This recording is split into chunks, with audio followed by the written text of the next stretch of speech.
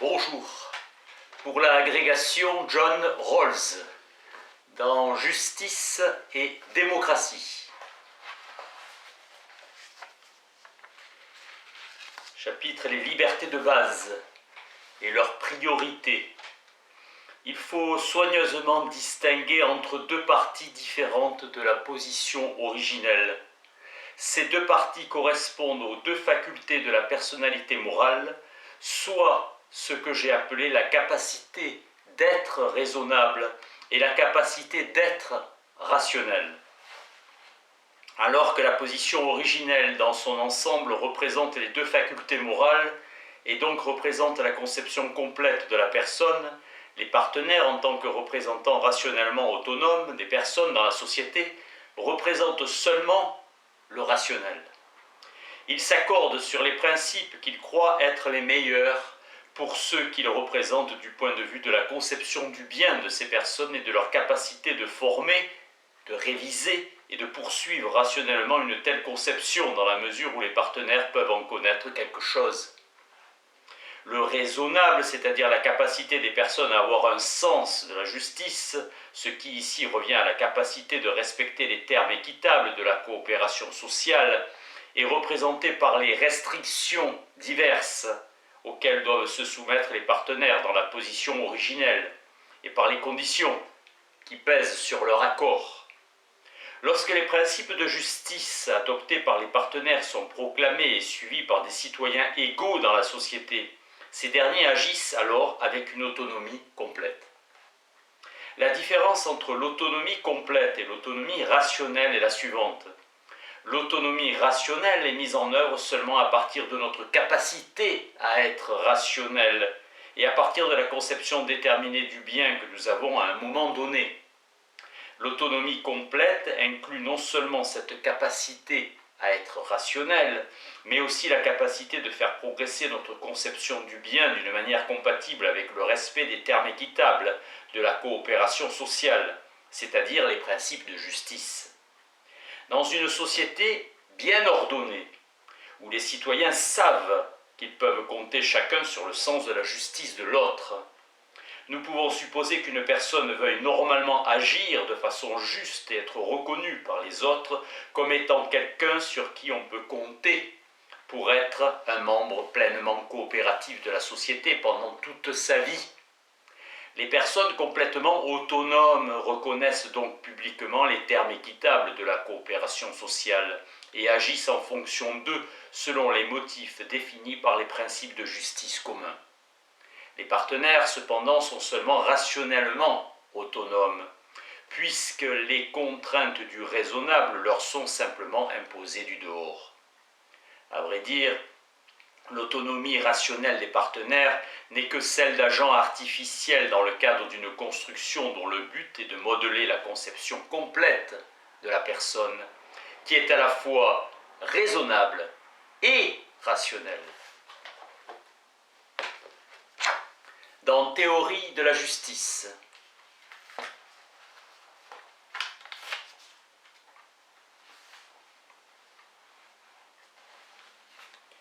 parmi les chapitres La liberté égale pour tous,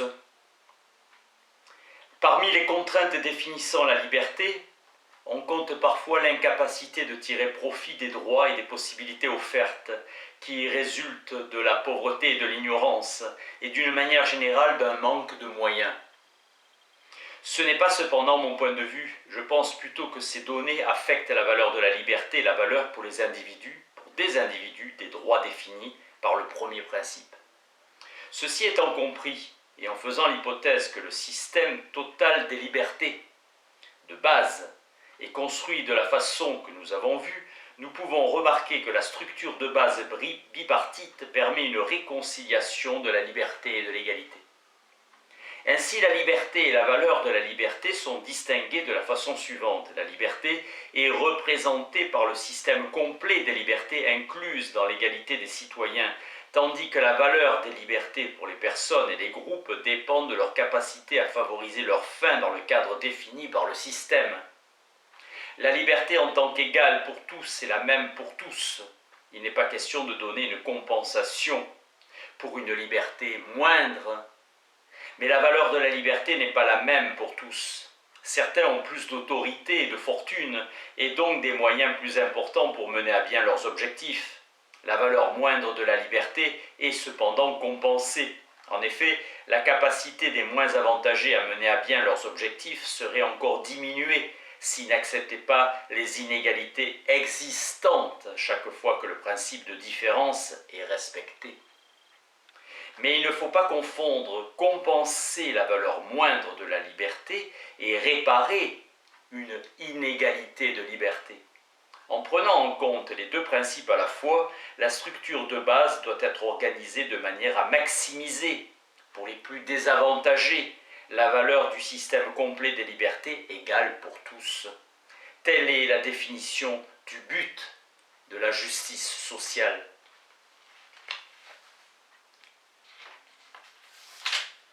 Toujours dans la liberté égale pour tous, la tolérance à l'égard des intolérants. Il semble qu'une secte intolérante n'ait aucun droit de se plaindre si on lui refuse une liberté égale à celle de toutes les autres. Du moins, c'est ce qui résulte quand nous admettons que personne n'a le droit d'objecter à ce que font les autres quand ce qu'ils font est conforme aux principes que nous choisirions, dans les mêmes circonstances, pour justifier nos actions à leur égard. Le droit qu'a une personne de se plaindre est limité aux violations des principes qu'elle-même reconnaît. Une plainte est une protestation adressée à autrui en toute bonne foi. Elle déclare qu'un principe que les deux partenaires acceptent a été violé. Certes, un individu intolérant dira qu'il agit en toute bonne foi et qu'il ne demande pas pour lui quelque chose qu'il refuse aux autres. Admettons que d'après lui, ils suivent le principe selon lequel tous doivent obéir à Dieu et reconnaître la vérité. Ce principe est parfaitement général et en agissant sur cette base, il ne fait pas d'exception pour son propre cas. De son point de vue, il suit le principe correct que les autres rejettent. La réponse à cette justification est que du point de vue de la position originelle, aucune interprétation particulière de la vérité religieuse ne peut être reconnue comme obligatoire pour les citoyens d'une manière générale. On ne peut pas non plus accepter qu'il y ait une seule autorité ayant le droit de trancher les questions de doctrine théologique. Chaque personne doit insister sur son droit égal à celui de tous de décider ce que sont ses obligations religieuses. Elle ne peut pas abandonner ce droit à une autre personne ou à une autorité institutionnelle. En fait, un individu exerce sa liberté par sa décision d'accepter quelqu'un d'autre comme autorité, même lorsqu'il considère cette autorité comme infaillible. Puisque ce faisant, il n'abandonne en aucune façon sa liberté de conscience, égale à celle de tous et conforme au droit constitutionnel. Car cette liberté, en tant qu'elle est garantie par la justice, est imprescriptible. Une personne est toujours libre de changer de foi et ce droit ne dépend pas de l'exercice régulier ou intelligent de son pouvoir de choisir.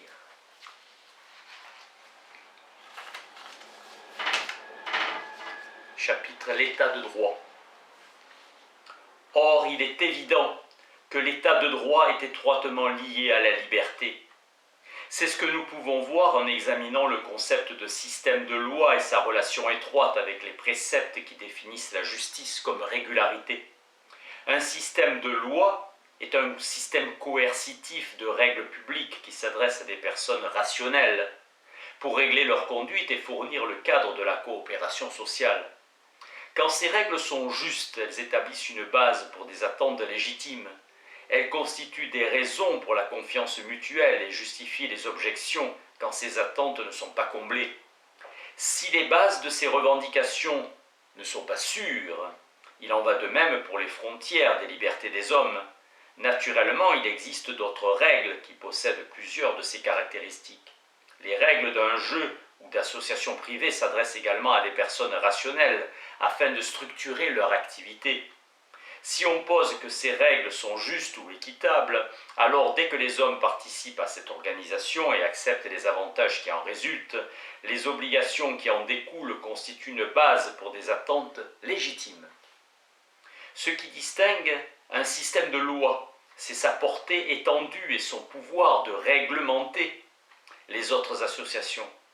Les organes constitutionnels qu'il définit ont généralement le monopole, légal du moins, des formes les plus extrêmes de coercition. Au contraire, les formes de contrainte que des associations privées peuvent employer sont strictement limitées.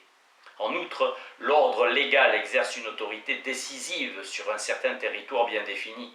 Ce système est reconnaissable aussi au large éventail d'activités qu'il détermine et à la nature fondamentale des intérêts qu'il a à protéger. Ces caractéristiques reflètent simplement le fait que la loi définit la structure de base dans le cadre de laquelle se situe la poursuite de toutes les autres activités.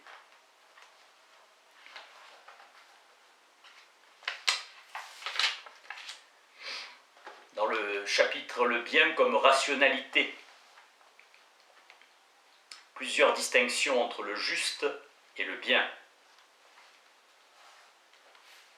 Une seconde différence entre le juste et le bien consiste en ce que, d'une manière générale, il est bon que les conceptions individuelles du bien diffèrent d'une manière importante, alors que ce n'est pas le cas pour la conception du juste. Dans une société bien ordonnée, les citoyens défendent les mêmes principes du juste et ils essaient, dans les cas particuliers, de parvenir au même jugement. Ces principes doivent établir une relation d'ordre irrévocable entre les revendications contradictoires que les individus émettent les uns à l'égard des autres, et il est essentiel que cette hiérarchie soit reconnaissable par chacun, si difficile qu'il soit de l'accepter en pratique. Au contraire, les individus trouvent leur bien de façon différente, et ce qui est bon pour l'un ne l'est pas nécessairement pour l'autre. En outre, il n'est pas nécessaire de parvenir à un jugement publiquement accepté sur ce qui est bon pour des individus particuliers. Les raisons qui rendent un tel accord nécessaire dans les questions de la justice ne concernent pas les jugements de valeur. Même quand nous adoptons le point de vue d'autrui pour essayer d'évaluer où serait son intérêt, nous agissons comme conseillers, pour ainsi dire. Nous essayons de nous mettre à sa place et imaginons que ses objectifs et ses désirs sont les nôtres. Nous essayons de voir les choses de son point de vue. Excepté dans le cas du paternalisme, nous proposons notre jugement quand on nous le demande, mais il n'y a pas de conflit mettant en cause le juste si notre avis est contesté et si notre opinion n'est pas suivie. Dans une société bien ordonnée, donc, les projets de vie des individus sont différents en ce sens qu'ils donnent la prééminence à des objectifs différents, et les individus restent libres de déterminer leur bien. Les points de vue des autres ne valent que comme de simples conseils. Or, cette diversité dans les conceptions du bien est en elle-même une bonne chose, c'est-à-dire qu'il est rationnel que les membres d'une société bien ordonnée veuillent que leurs projets soient différents. La raison en est évidente. Les êtres humains ont des talents et des compétences variés. Une seule personne ou un seul groupe de personnes ne peut en réaliser la totalité. Ainsi, non seulement nous tirons des avantages de la nature complémentaire de nos tendances quand elles sont développées, mais encore nous prenons plaisir aux activités des autres. C'est comme si les autres faisaient apparaître une partie de nous-mêmes que nous n'aurions pas été capables de cultiver. Nous avons dû nous consacrer à autre chose qui ne représente qu'une petite partie de ce que nous aurions pu faire. Mais il en va tout autrement avec la justice. Ici, non seulement nous avons besoin de principes communs, mais il nous faut des moyens assez semblables de les appliquer dans des cas particuliers, afin de pouvoir déterminer une hiérarchie définitive entre des revendications contradictoires. C'est seulement dans certaines circonstances que les jugements de justice sont consultatifs.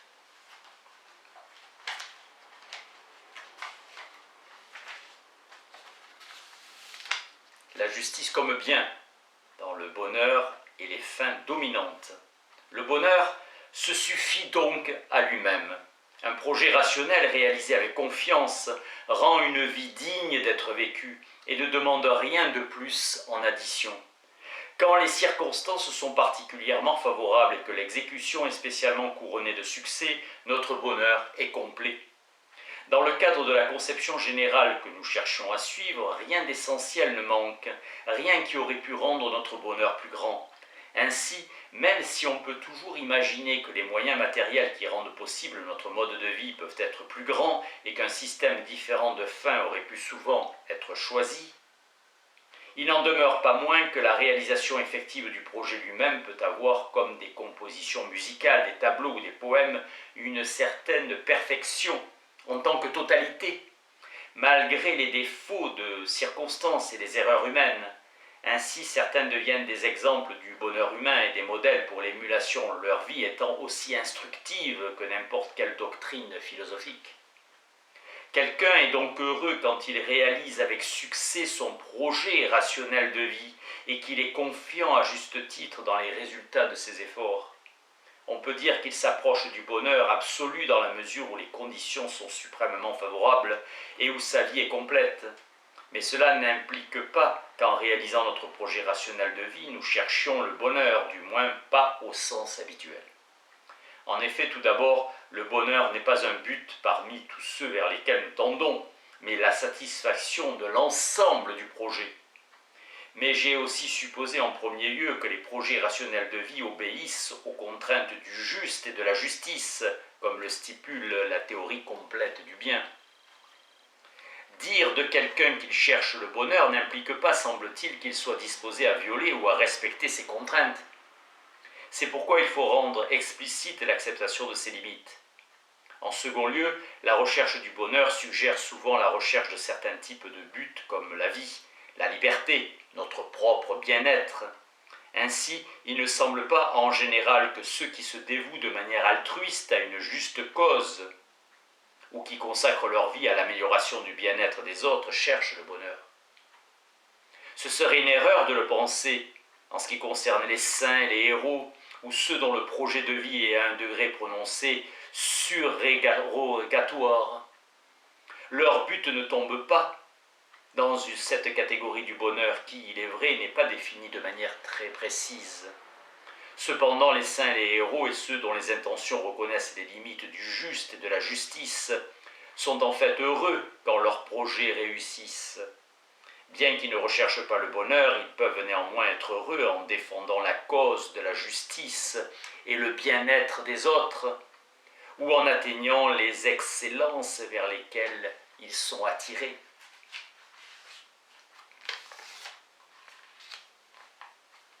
Toujours dans la justice comme bien, le bien du sens de la justice.